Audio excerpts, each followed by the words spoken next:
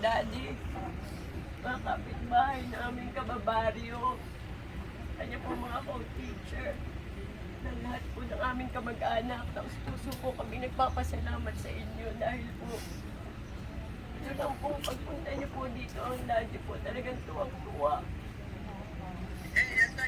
Dahil po siya, alam po lahat kayo napakasamahan niya. Kaya sa tingin ko po, tama lamang na tayo nandirito upang magbigay ng ating huling paalam sa kanya. Ilaw po masasabi ko, salamat po at sana po ipagdasal po natin ang kanyang kaluluwa. Yun din po ang huling niya. Salamat po.